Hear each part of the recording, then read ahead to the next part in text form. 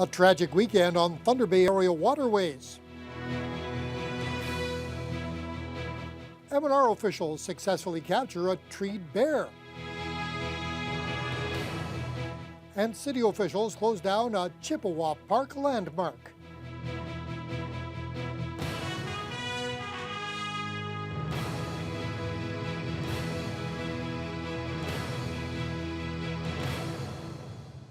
Good evening and thank you for being with us tonight.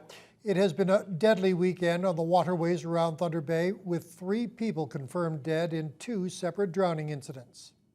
A longtime OPP sergeant says in all his years, he's never encountered a tragic weekend like this. The body of a 32-year-old man was located this morning near Silver Harbor on Lake Superior, and the woman he was with at the time has now also died in hospital. Dennis Ward has more on one of the 2 tragic incidents. Around 10:30 Monday morning, divers from the OPP Underwater Search and Recovery Unit located the body of Kevin Spade.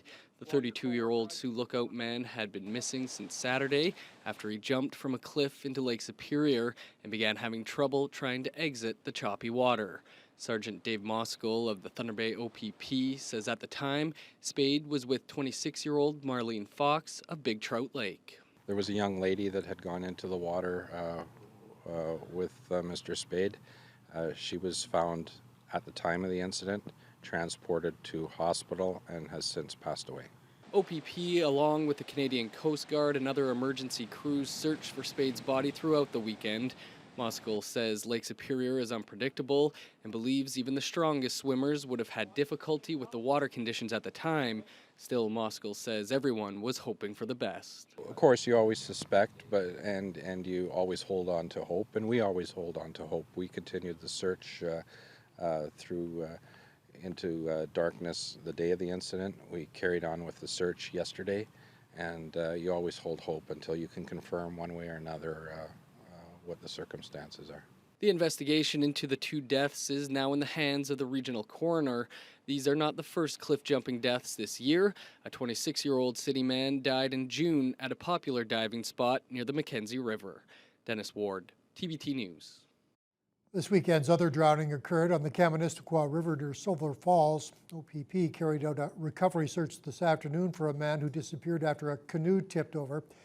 31-year-old Jordan Desfosses of Peace River, Alberta, went missing in the river on Saturday. Thunder Bay OPP say he was not wearing a life jacket when the canoe he was riding in capsized. Another adult and 2 children who were in the canoe at the time made it safely to shore. Staff Sergeant Jim Graham says a body believed to be Desfosses was pulled out of the river by the OPP recovery team at about 3:30 today in the Forbes River Road area. Underwater Search and Recovery Unit used side scanning sonar, I believe, to locate what they thought was a potential in the water, and then they dove the area that they had identified something and located the body. These latest incidents bring the total drownings in the Thunder Bay area this year to 5. Graham says people should be aware of the dangers both on and around the water and take proper precautions. Swimmers should be aware of water conditions, while boaters should practice safety by wearing a life jacket. Wildlife wandering into residential neighborhoods is common in Thunder Bay, but there are a few animals that can be dangerous to the public, as a black bear wandered into a Northside neighborhood today. And a caution to viewers, some may find the video of this incident to be disturbing. Thunder Bay police were called to Cox Crescent around 10:30 this morning after reports of a bear in a tree. M&R officials arrived shortly after, and the bear was tranquilized. Neighbors say this is the 3rd time in the last 5 years that a bear has been in the area. After an hour and a half, firefighters were called to the scene to possibly remove the bear from the tree with an aerial ladder.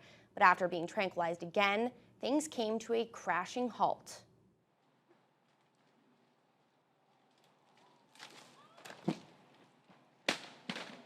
The police showed up in front of my house, and I'm wondering, what did I do? You know, why are they like going so slow? Not what did I do, but what's going on? Like, the neighborhood's a great neighborhood. And I didn't realize the wildlife around here has really become, it's not a problem, other than to eat my flowers. You know, that's deer at night. I guess the bears now just decided to move in because, you know, the garbage is tasting good. I don't know. Conservation officers tagged the 200-pound bear before loading it into the trailer. The MNR says bears are attracted to garbage, birdseed, and apples in the area. They're reminding people to lock up their garbage and keep their yards clean. The Fort William First Nation is making moves towards sustainable training and job opportunities for its band members. Almost $5 million of the First Nations funds are going towards the building of new roads and infrastructure. The band's also using the project to prepare for new opportunities while bettering the lives of its members at the same time. Nate Jones reports. It's a project that was started over a year ago, and it will take another year to complete. Members of the Fort William First Nation Council say it could have been wrapped up in a matter of months if contracted out. But then there wouldn't be over 40 new jobs for their people. The extra time allowed for workers to be trained, and now they have the skills to apply to new projects. We took a little while there building up our capacity, but we've now got our capacity built up pretty good. I'm confident we could take this show on the road. We can go do this in other communities, and we're going to try to see, and I'm confident we can take this to do other projects.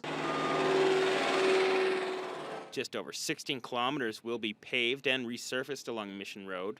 Along with that, there will be new sidewalks and curbs, as well as upgrades to sewer.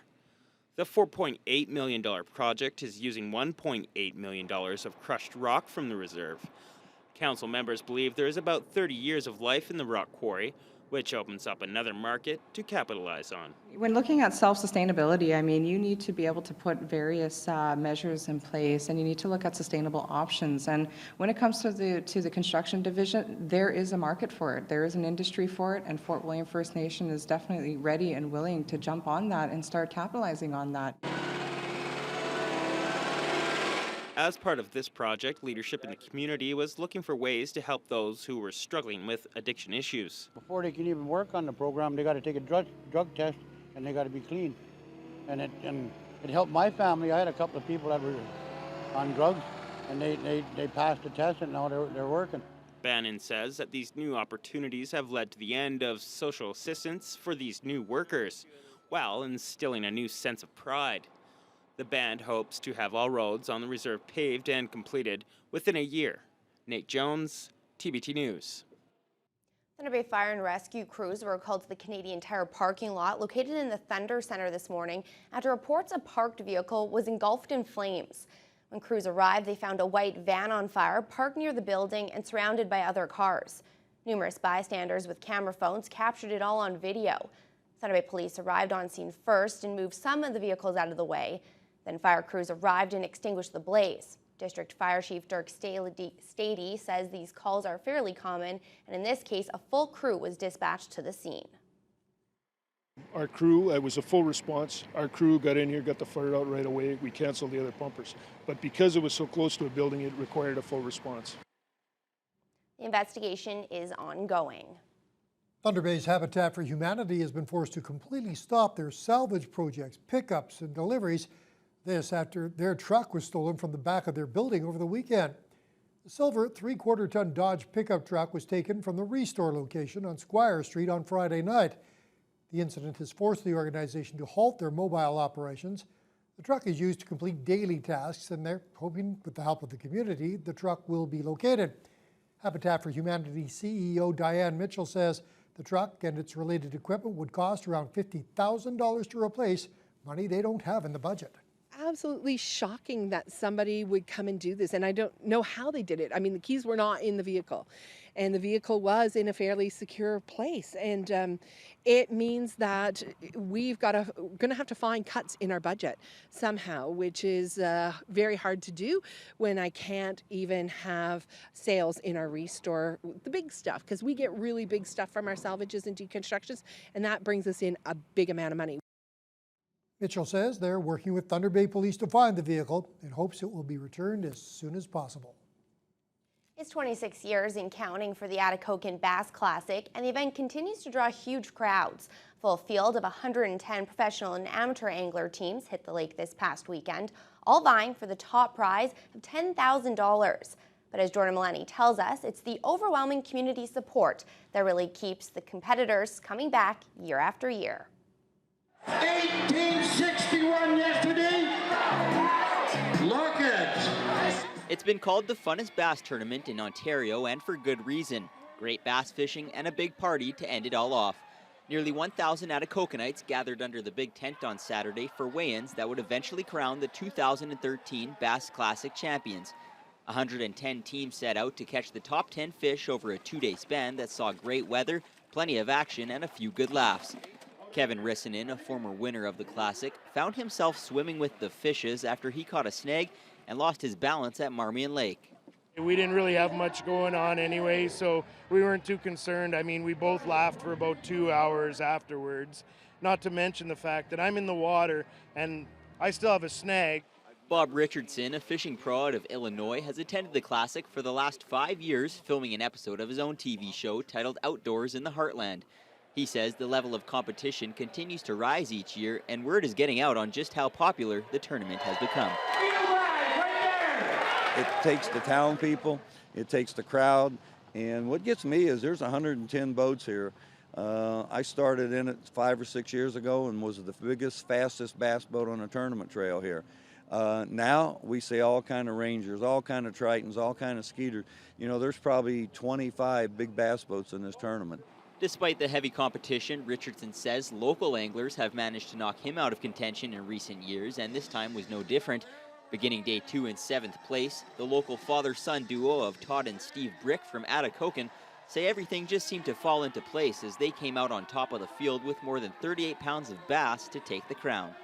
It was just amazing, right? I teach here in Atikokan, and I see all the kids in the crowd, and they're all cheering me on, and they all wish me luck beforehand, so it's just basically a picture-perfect ending, right? I always wanted to do it with my boy, and now we have. The weather held for us. We had just absolutely wonderful fishing. And, you know, I'm kind of emotional right now because of Todd and Steve. They won it, and you could see that guy, Toddy, tearing up on the stage when he finally knew that he won. And I'm so happy inside. Jordan Milani, TBT News. After almost 30 years in business, a local bridal boutique owner is ready to call it a career. Ava's boutique owner, Ava Tucci, has been in the business for 29 years. Starting her boutique from the ground up and working for most of her life, she says she's now ready to enjoy retirement. Tucci says the most rewarding part of her job is knowing she's helped to make a bride's day extra special.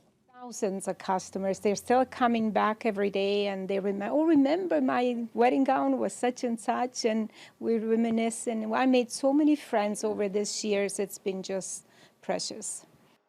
Tucci says she plans to spend her retirement working on her garden and enjoying winters in Florida. And she hopes to see her business taken over rather than closed down. She also wants to thank her dedicated staff and customers for 29 great years. A major attraction at Chippewa Park will be out of commission for the rest of the summer. The historic Carousel is undergoing repairs. It has been mostly torn down, but officials hope to have it back up and running next spring in time for the 2014 summer season. The sign hangs outside the Carousel entrance, informing patrons of Chippewa Park that the merry-go-round will be closed for the season due to mechanical problems. The Carousel is more than 90 years old, and the main shaft or center pole needs fixing. It took 4 days to take apart the Carousel and will take much more time to fix the popular old ride. Ian Angus, the secretary of Friends of Chippewa Park, says that's just too long to complete this summer season. Parks made a decision that given the time of year, and given that August is not a very high utilization month at Chippewa, they opted to put it out of commission for this year. They'll do the repairs in the fall, and it'll be back in place next spring. The Friends of Chippewa Park will be preparing grant applications to have the historic carousel refurbished and housed in its own building so that it can stay in place year-round.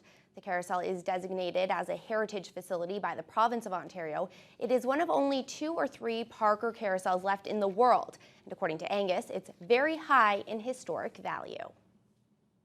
And let's head to weather now. Fiona, for those who were hoping or actually didn't really want an early fall, you can put that to rest. It was a hot and humid day out there. Very hot, very humid, and believe it or not, there is more to come. If we take a look at what's going on, what you want to note is not necessarily the possibility of pop-up showers and thunderstorms a little bit further north. It's this hot air bumping into some warm air, and our region is going to be kind of squeezed in the middle. So that hot, humid bodies of of moisture moving into the region aren't going to disappear anytime too soon, and a little bit of those air masses bumping together could cause a little bit more pop-up showers over the next few days, and that's going to keep things kind of interesting across the region. At this hour, though, temperatures high 20s, low 30s. We've got 30 in Dryden and Fort Francis, Atikokan at 29. Thunder Bay is currently at 28. A fair amount of sunshine across the region. Even Sault Ste. Marie is at 25, but Thunder Bay actually topped out with a high of 29 today, but with that humidex, because it was so hot and sticky, it fell closer to 37, and that's with winds very light from the west, 8 to 13 kilometers per hour. Now tonight, it's going to be a very mild night indeed. You definitely want to keep those windows open, get some nice breezes through, because we're looking at winds from the north, about 8 to 12 kilometers per hour, so very light again, but a low of just 15 Celsius under partly cloudy skies. And as we head into Wednesday, I said the moist, warm air isn't going to move anywhere too quickly.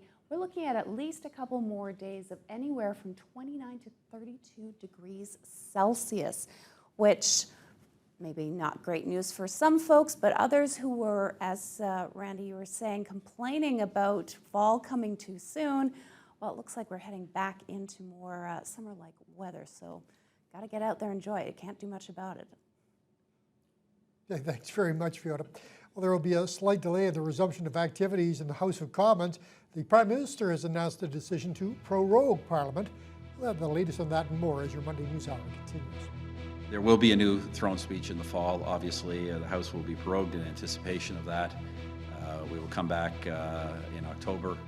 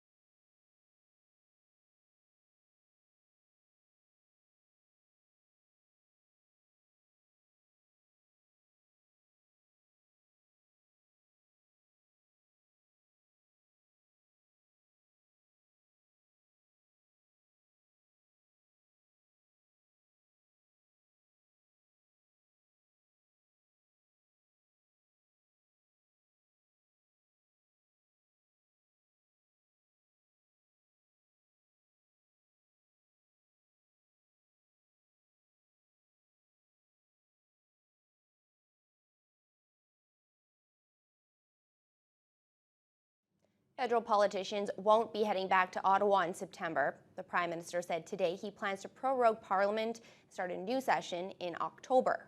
Stephen Harper made his comments during the second day of a visit to northern Canada. Julie Van Dusen has the details. Stephen Harper is on a trip to northern Canada. He goes every summer. Today he announced funding to train local residents for jobs in the mining industry. Harper later confirmed a rumor that's been swirling for weeks. Politicians won't be back in Ottawa on September 16th as originally scheduled. Harper plans to ask the Governor-General to prorogue Parliament, delaying its return. There will be a new throne speech in the fall. Obviously, the House will be prorogued in anticipation of that. We will come back in October. Stephen Harper has been criticized for proroguing Parliament in the past. In 2008, opposition parties planned to topple his minority government by forming a coalition. Harper responded by shutting down Parliament. The next year, Harper was facing questions about the treatment of Afghan detainees.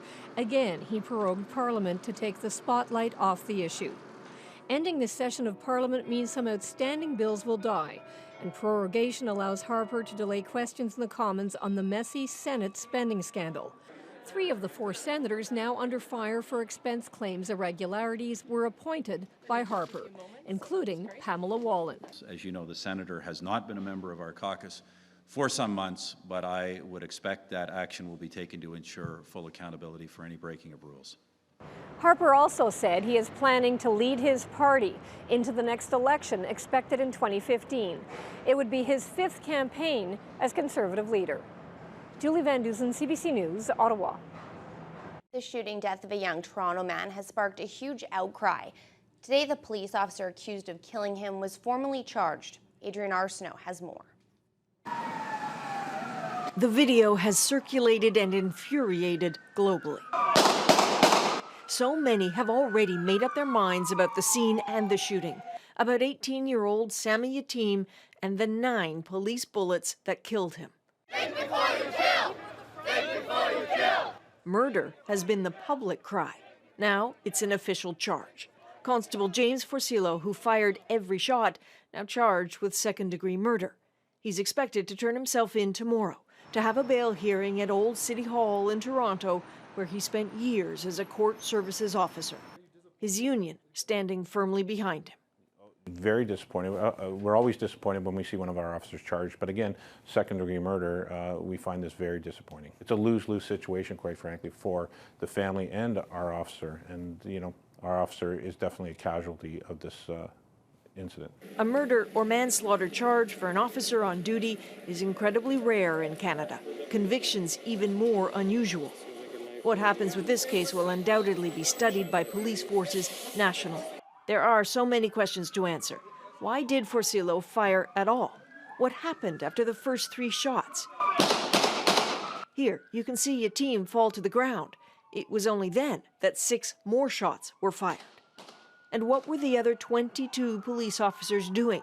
How is it that a supervisor then tasered Yatim once he was fatally wounded? He did assault Mr. Yatim without any possible excuse. The man was lying on the ground dying after being shot 9 times. And for him to be tasered is quite extraordinary. Sammy Yatim's family is meeting today with the Special Investigations Unit, fully aware that they may never really get all the answers to their questions, but they say they hold no grudge with police and they have every faith in the justice system to do the right thing. They just now have to wait. Adrian Arsenault, CBC News, Toronto. A source says Egypt's ambassador to Canada has been summoned to meet with senior Canadian officials to discuss the arrest of 2 Canadians in Egypt. John Grayson, a Toronto-based filmmaker and York University professor, and Tariq Lubani, a doctor from London, Ontario, were on their way to Gaza when they were arrested in Cairo on Friday. Canada's ambassador in Cairo has met with the 2 men. He'll also be meeting with foreign affairs officials to find out what charges the men may be facing. Meanwhile, there are more and more questions being asked as Egypt struggles with almost 1,000 deaths and the threat of more violence. Nala Ayed has the latest on that story. Even on a peaceful morning, Egypt's conundrums must seem daunting. How to sweep past so much violence how to live again in a state of emergency. We are afraid. We're all depressed. We don't know what to do, she says. All day we're watching the news. We've lost the joy of life. Last week's violence pitting the military against the Muslim Brotherhood has ebbed, but not entirely. Some were arrested last night, dozens apparently killed in police custody, and today, more than 20 policemen killed in the Sinai. Where does it stop? The newspapers offer few answers, and depending who you listen to, Egypt is either living a military coup or a fight against terrorists, as these men believe. We are with Sisi heart and soul, he says, referring to the military chief. And we are with anyone who will achieve reconciliation for Egypt. How to help Egypt, even how to react, has been a conundrum for friends in the West. The EU is considering aid cuts and an arms embargo, but is wary about losing a key partner. It's absolutely important to be engaged constructively in Egypt and at the same time respond to the current situation. The tougher job will be Egypt's, how to avoid being ostracized and how to deal with the Brotherhood now. The military chief says there's room for everyone in the political arena, yet the government is considering an outright ban. Spokesman Sharif Shouki says we must find a legal route to the dissolution of this group, and this is currently being studied, he says.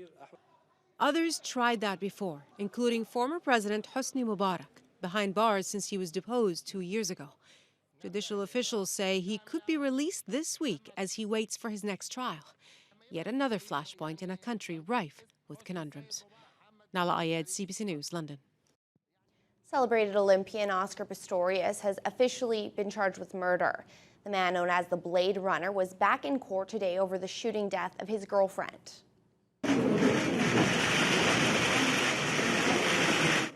This was the scene in Pretoria this morning. Pistorius admits to firing the shots that killed Riva Steenkamp on Valentine's Day. The double amputee says he was acting in self-defense, mistaking Steenkamp for an intruder. The model would have turned 30 years old today.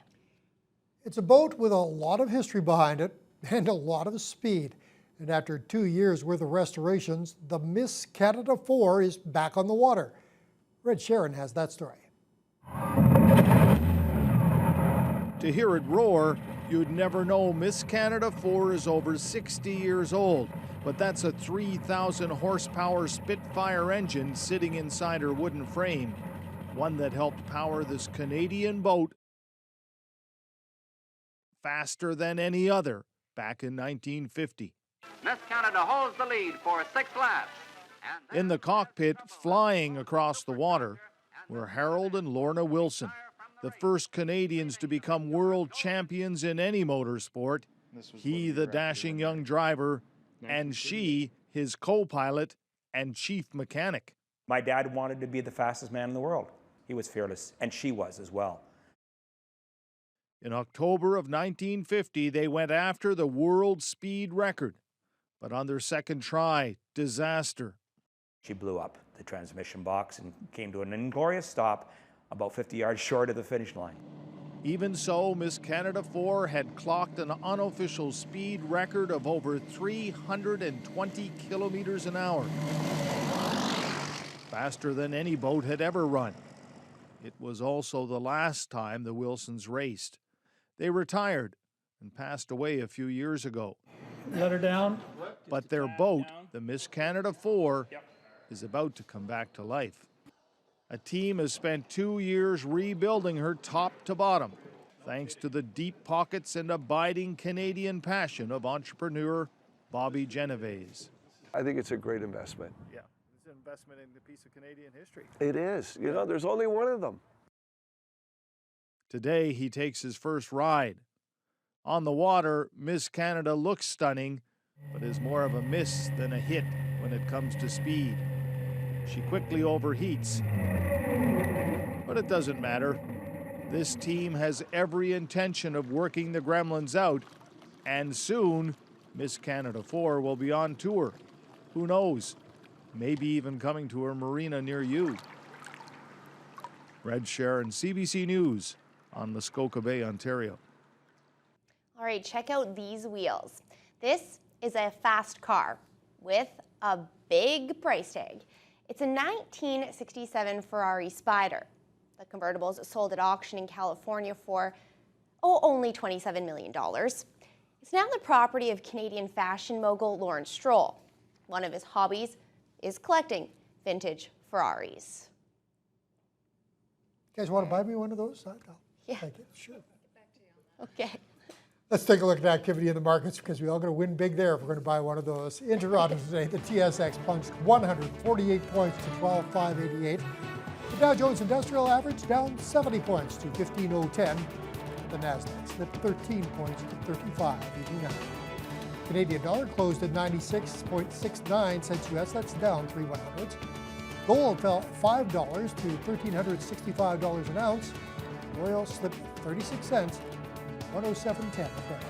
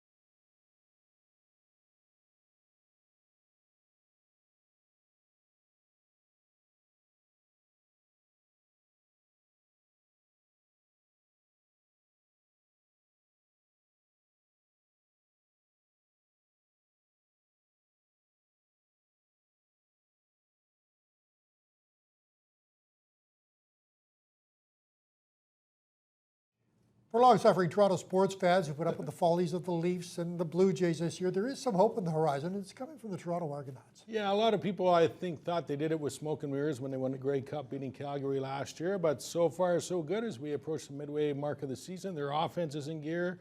They're playing some pretty good football, something they haven't done very much in Winnipeg this year. Right, Holly? Oh, that would be correct.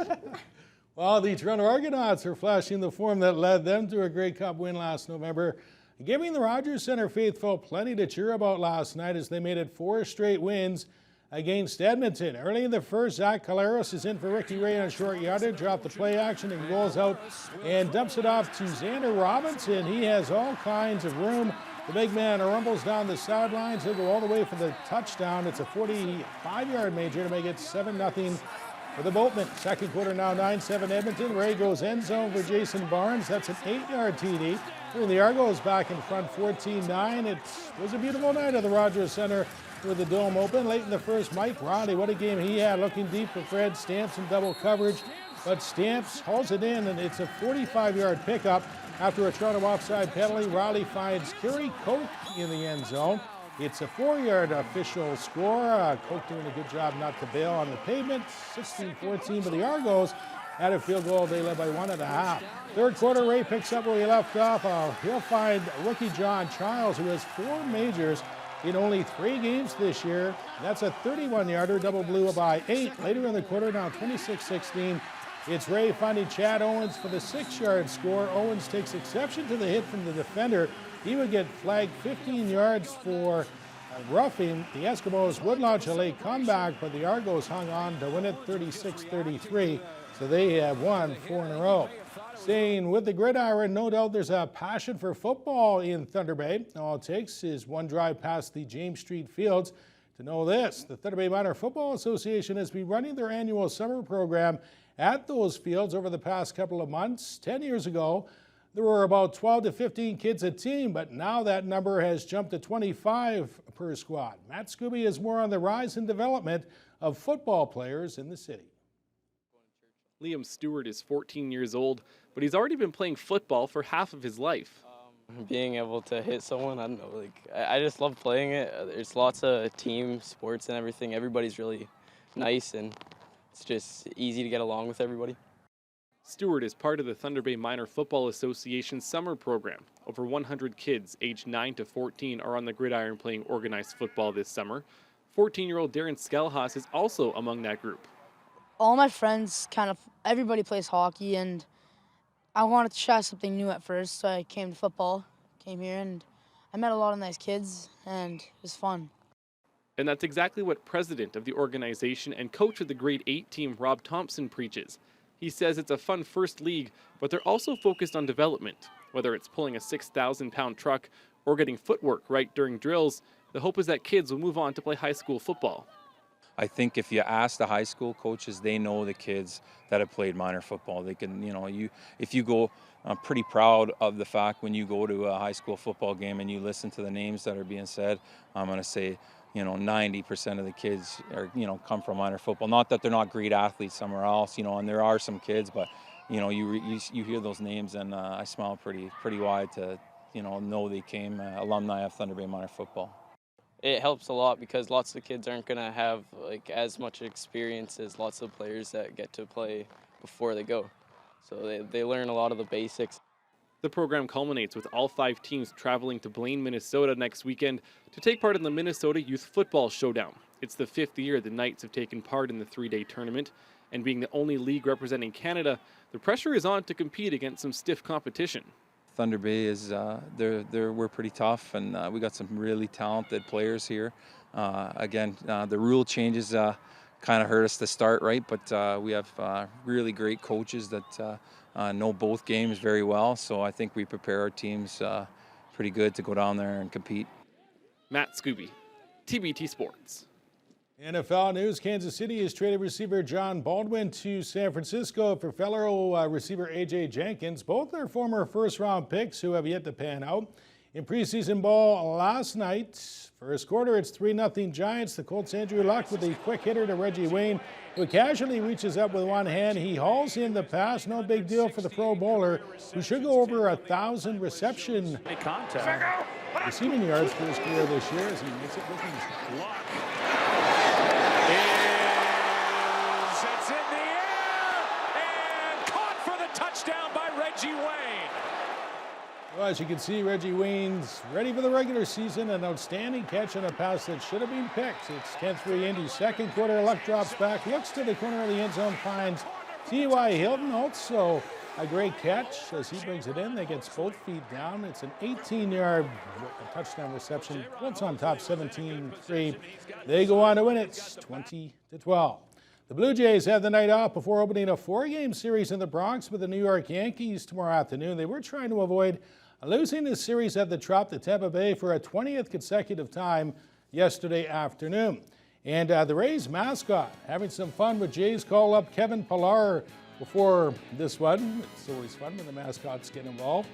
St. Petersburg, Florida native Todd Redmond got the call on the mound for the Blue Jays. It's the first time he has ever started in his hometown, but Evan Longoria in the first takes Redmond deep and gone to the opposite field. It's a solo shot, his 24th of the year, and Mama Redmond not impressed. It was also Pooch in the Park Day at Tropicana Field as a bunch of dogs took in the afternoon affair. Bottom in the fifth, Escobar drives one to the gap in left center. Pillar and Anthony Ghost tried to make the grab. Ghost had it for a second, but it was knocked away by the body of Pillar. Those two not on the same page despite playing most of the year in AAA. Still 1-0, bottom of the seventh. Double E Edwin Encarnacion changes that. It's his 31st long ball of the year to left. That solo shot would tie things up at 1. Only the second hit of the game for Toronto. Top 9, Double E appears to do it again, but the ball hits the top of the wall and it stays in play. Brett Lurie thinks it's out. There was no review, and Encarnacion ends up with a double. He was stranded. So we go to extras. In the 10th, Jose Lobaton got the walk-off hit Friday against the Jays, and he will do it again on Sunday as he hammers the Brad Lincoln offering over the fence and right. The Rays walk off the Jays. 2-1 the final. They take 2 of 3 in that series. Senior men's baseball last night, the Boston Pizza Red Sox would split a pair, winning the opener 9-4 over the Thunder Bay Wolves, only to drop the nightcap 11-9 to the Coastal Steel Orioles. Now the misplays of the week.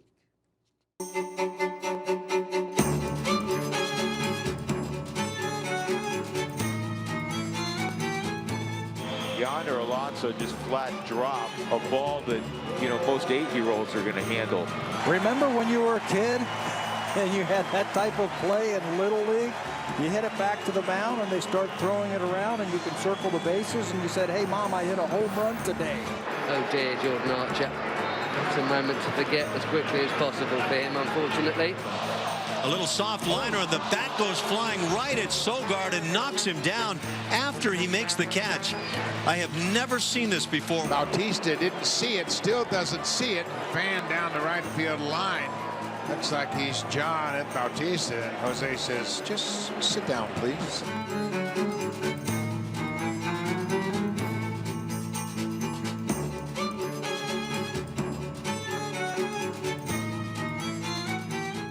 Here's a bad snap from Berger to Castle. Kareem Abdul-Jabbar couldn't have caught that snap. That's funny. Kyle Seager makes a play on this, and he goes to a full arm fake. Who is he going to throw it to?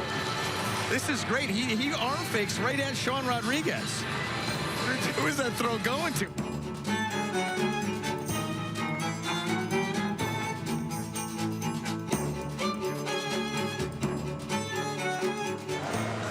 Oh, yeah. There's a lot of ketchup on that Permane sandwich. Somebody spilled their fries there right in front of the ketchup.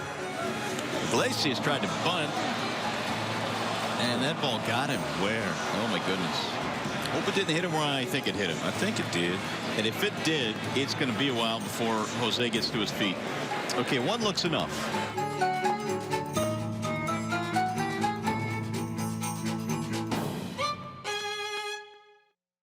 I was always wondering what happened to Ricky Henderson. Now I think I know. Still hanging around the ballpark. All right, thanks very much, Randy. All right, well, tonight we're back with another episode of Under the Dome, a very interesting and unique drama on Global Thunder Bay. With more, here's Teletalk. We're challenging your mind, the elements, and the odds with your Monday night lineup on Global Thunder Bay. Starting at 8 on Psych. When Gus babysits Rachel's son, a simple trip to the circus turns deadly. Then at 9, it's Get Out Alive with Bear Grylls, and 4 teams navigate a dangerous glacier. And at 10 p.m. on Under the Dome, Big Jim and Barbie discover that their lives are intertwined. Over on CKPR Thunder Bay tonight, mysteries abound and suspects are everywhere. First at 8 on Murdoch Mysteries, an unpopular Eaton's department store manager is murdered. And at 9, a bipolar musician may have murdered his music partner on Cracked. Teletalk is brought to you by Points, the traffic ticket specialists.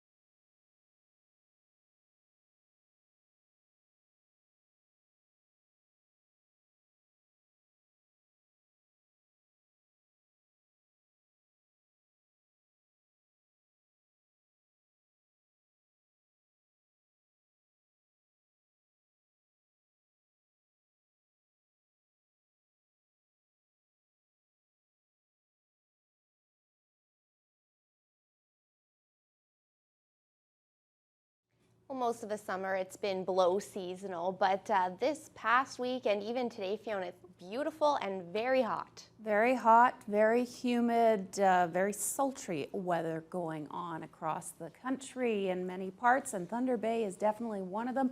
We topped out with a high of 29, with the humidex felt closer to 37, and that's with winds relatively light, at times up to 13 kilometers per hour from the west, but other times in the single digits still. We take a look at what's going on in this hour. Vancouver has had mainly cloudy skies today, just a little bit of clearing in the last couple of hours. They're currently at 21, 12 in Prince George. And no, that's not a mistake. They are under severe thunderstorm watch. There's some pretty nasty weather developing up to the northwest of the province. Edmonton currently at 17 with some rain and thunderstorms that just started in the last couple of hours. Calgary at 25. With lots of sunshine.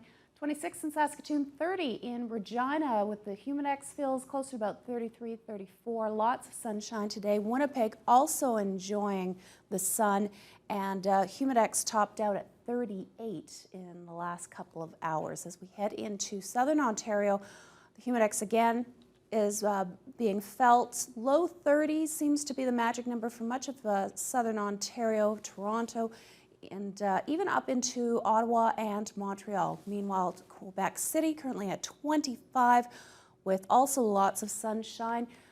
Slightly above seasonal temperatures in the Maritimes. Fredericton is currently under sunny skies. Charlottetown at 21 is partly cloudy. 25 in Halifax.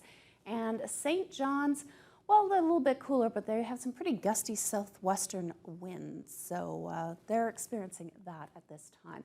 Take a look at what's been going on today. Fairly calm across the region, but as we head into tomorrow, we're looking at a possibility of some cooling temperatures as we head overnight into Wednesday, and late in the day, possible pop-up showers, and that will continue into Wednesday as well with possible thunderstorms. Remember, all that heat to the south, and we're kind of being squished between it, so we could get some interesting activity over the next 48 hours. Temperature-wise, this is where we're at in the high 20s across much of northwestern Ontario. You can see fairly consistent well to the west. Overnight lows are going to be quite mild and into the mid-double digits or in the mid-teens. As we head into tomorrow, you can see that push of hot air from the south that will diminish a little bit on Wednesday, but we're still in the high 20s. Thursday, it starts to cool down, especially in the Thunder Bay area, just along the lake shore. Just have to hit a little bit further west to stay in that pocket of heat. Overnight tonight, we've got a risk of a thunderstorm up to the northwest. Just a few clouds in Fort Francis and pretty much everywhere else. You can see the temperatures are above seasonal or well above seasonal, to be honest. We're looking at 20 Celsius for both Dryden and Kenora overnight tonight. As we head into tomorrow, 30s are coming back. 30, 31 in Fort Francis, 30 in Greenstone, but as I said, with a lot of instability associated with it. So you might actually get a little bit of a break from the heat with a little bit of rain. At this hour, we're at 27 with the humidex feels closer to 33 tonight, a low of 15 under partly cloudy skies and a mild night at that. Starting the day, mainly sunny, 17 by noon. We could be up to 26 with winds from the southwest up to 19 kilometers per hour. By 4 o'clock, well, there's that risk of showers or thunder showers. And the humidex, again, could be up to the high 30s, 37, 38, and that's with a high temperature-wise of 28.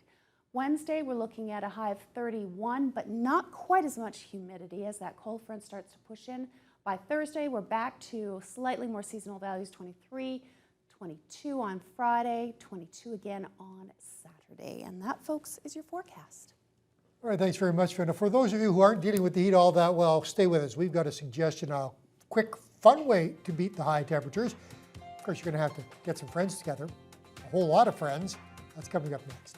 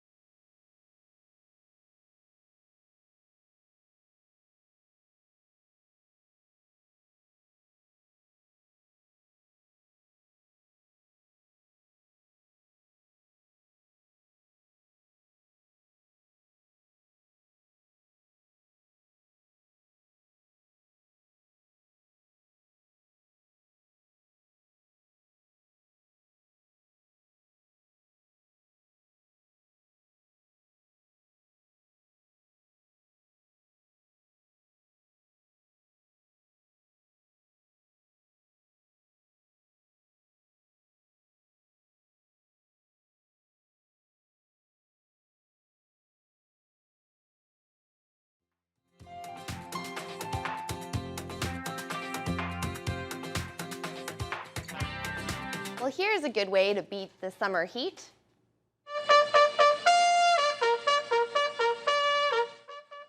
A good old-fashioned water balloon fight.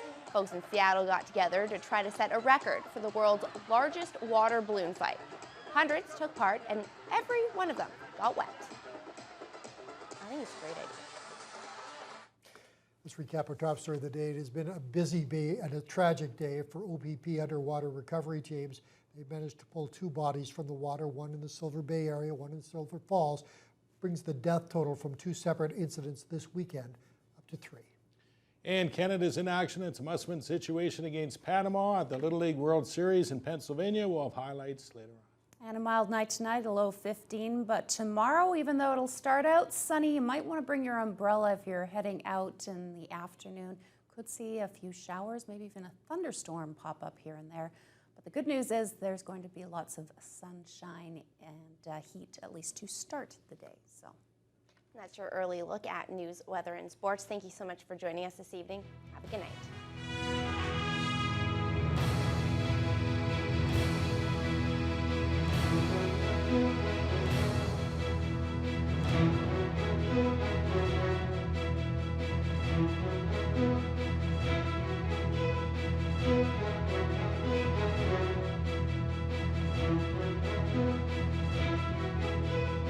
Thank you.